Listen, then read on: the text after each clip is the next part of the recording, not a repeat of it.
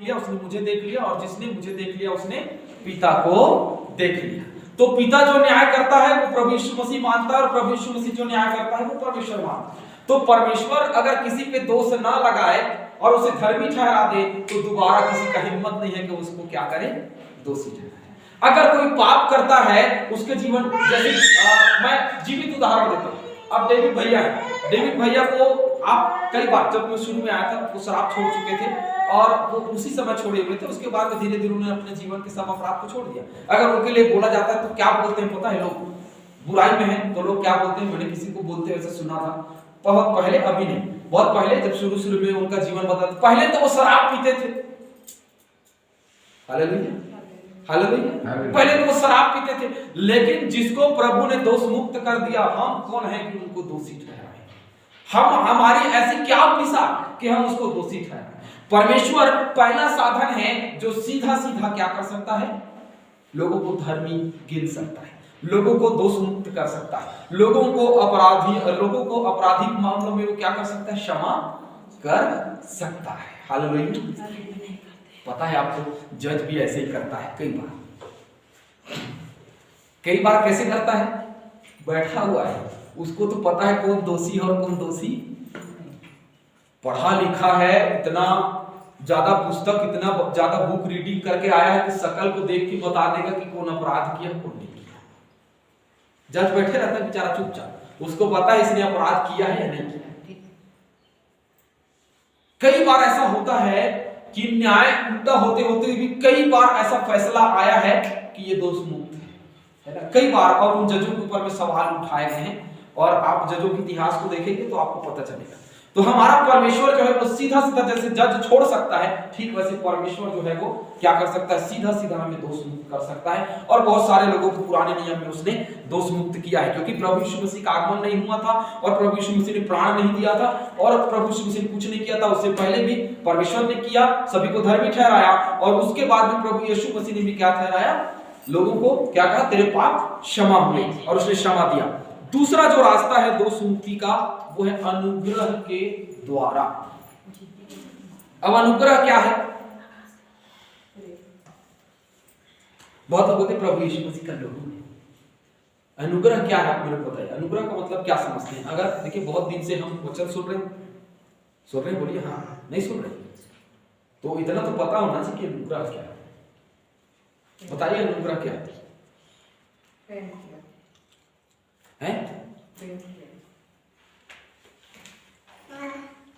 अनुग्रह वो चीज है जो हमारा नहीं होते हुए हमें दिया जाता है।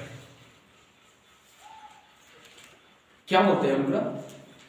अनुग्रह का मतलब होता है, मान लीजिए ये मेरा नहीं है और ये दूसरे का है, मान लीजिए सुनील भैया का है, और वो आए और आकर के मुझे दिए, जिसको हम गिफ्ट भी कह सकते हैं, है ना? वो मुझे आकर के दिए, पास्टर साहब ये आपका है, मैंने इसके लिए कोई मूल्य नहीं चुकाया, उन्होंने मुझे दे दिया और दे करके कहा ये आपका है। ये होता है अनुग्रह। तो अनुग्रह कहां से पैदा होती है? मन से पैदा होती है। प्रभु यीशु मसीह, अच्छा कितने लोग ये मानते हैं कि प्रभु यीशु मसीह परमेश्वर की इच्छा के अनुसार इस जगत में? बड़ा अच्छा विषय है और बहुत समय लग जाएगा, है ना? तो बताइए, जल्दी से बताइए, किसको किसको लगता है कि परमेश्वर की इच्छा के अनुसार प्रभु यीशु मसीह जगत में? प्रभु यीशु मसीह खुद चाहता था कि इस जगत में आकर के अपने लोगों को उद्धार दे। हालेलुया। फिर वही बात, जिसने पिता को देख लिया उसने मुझे देख लिया, और जिसने मुझे देख लिया उसने पिता को देख लिया। आप इस बात को लिख के रख लीजिए कि वो अपने पिता की इच्छा को पूरी करने जरूर आया, लेकिन उसकी खुद की इच्छा थी कि इस जगत में आए और आकर के अपने लहू को बहाए। तो उसके मन की इच्छा के द्वारा हमको अनुग्रह मिला, और उसी अनुग्रह के द्वारा हम दोष मुक्त ठहराए जाते हैं। किसके? प्रभु यीशु मसीह के हृदय के अनुग्रह के द्वारा हम लोग जो हैं वो क्या ठहराए जाते हैं? दोष मुक्त हो जाते हैं। जो दोषी थे वो दोष मुक्त हो जाते हैं और अनुग्रह के द्वारा हम बचाए जा सकते हैं। तो अनुग्रह प्रभु यीशु मसीह के द्वारा इस जगत में आया। परमेश्वर जो है वो धर्मी ठहराता था, लेकिन अनुग्रह के द्वारा उद्धार, अनुग्रह के द्वारा दोष मुक्ति प्रभु यीशु मसीह के साथ में इस जगत में आया। अब लहू बाद में है, पुनरुत्थान बाद में है, हम लाइन से चल रहे हैं। पहला परमेश्वर, पुराने नियम में परमेश्वर ने लोगों को धर्मी ठहराया। अब प्रभु यीशु मसीह जगत में आया और अपने अनुग्रह के द्वारा क्या कर रहा है, लोगों को धर्मी ठहरा रहा है, लोगों को उसके पापों से मुक्त कर रहा है।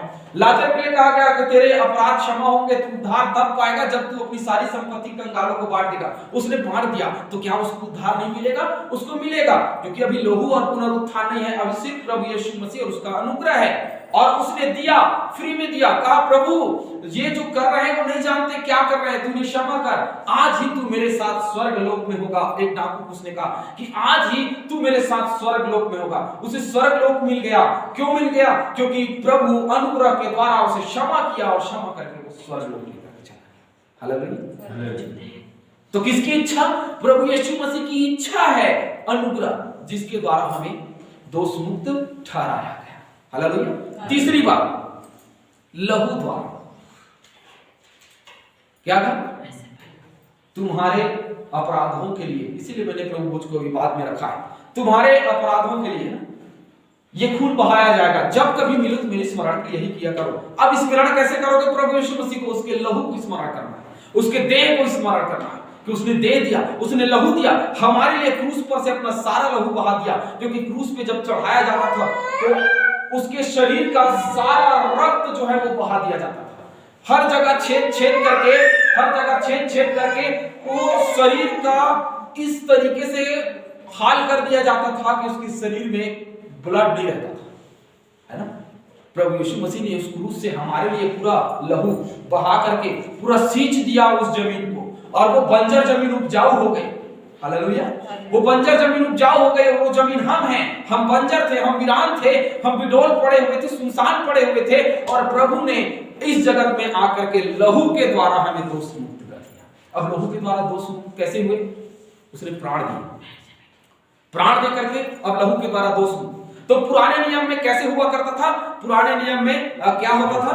पुराने नियम में, पुराने समय में लोग बलि चढ़ा करके, बलि चढ़ाते थे और पवित्र स्थान, महापवित्र स्थान में लेकर के जाकर के उसको होम बलि, मेल बलि और ये बलि वो बलि करके उसको चढ़ाते थे। और चढ़ा करके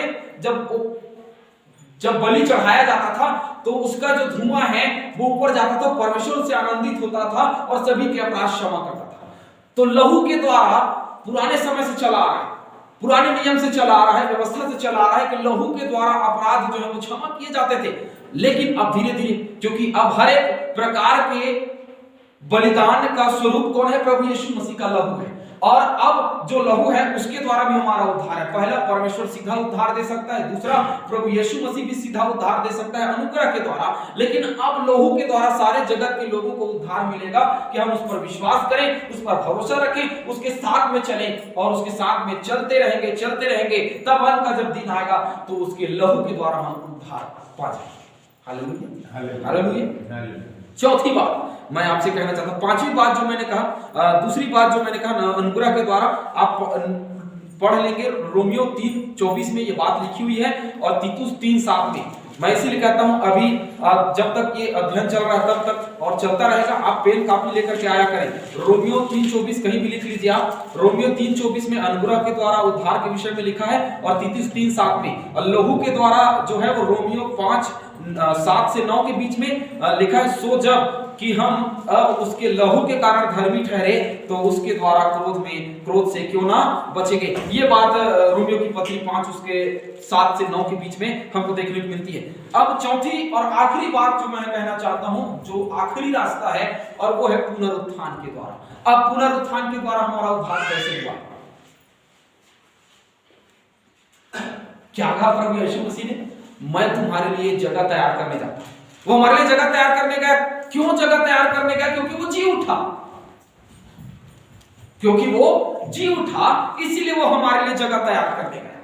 और जब वो जगह तैयार करने गया, जब वो जा रहे थे तो क्या कहा उसने कि सारे स्वर्ग और पृथ्वी का सारा अधिकार मुझे दिया गया है। किसे दिया गया है? मुझे दिया गया है। है। क्यों? क्योंकि मैंने मृत्यु की कुंजी को अपने हाथों में ले लिया।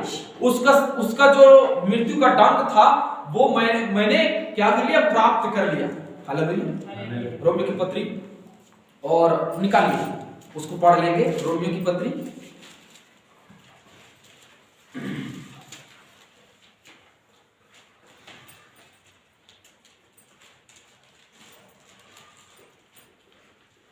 ये देखिए 19वें पद में लिखा है 3:19, हम जानते हैं कि व्यवस्था जो कुछ कहती है उन्हीं से कहती है जो व्यवस्था के अधीन है, इसीलिए कि हर एक मुंह बंद किया जाए और सारा संसार परमेश्वर के दंड के योग्य है।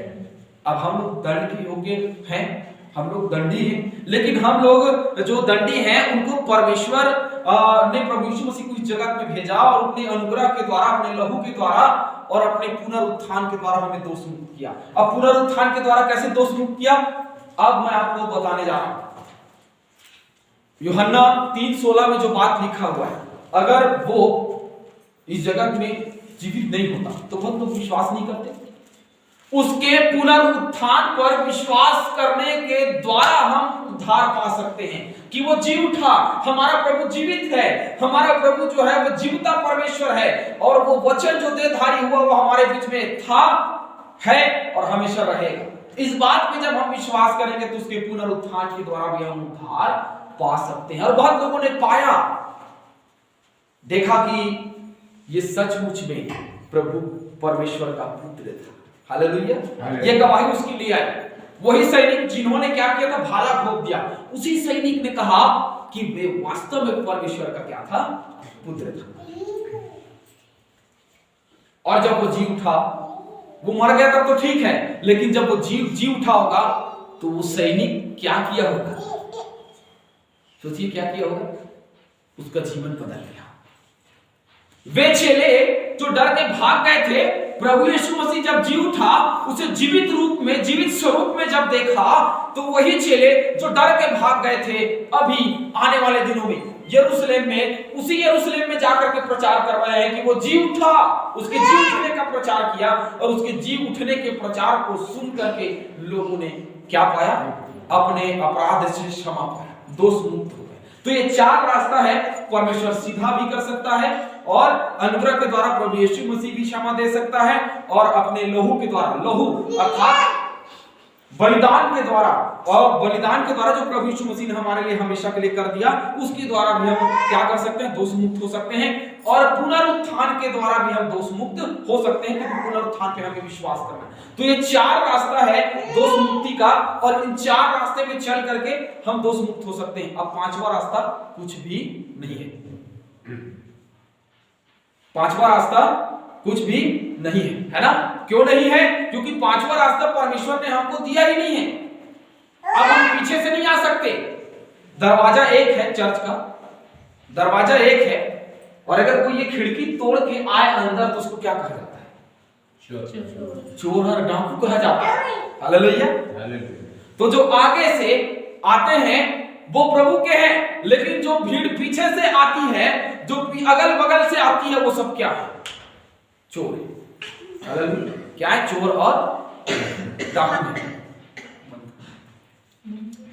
क्या है? चोर और डाकू है।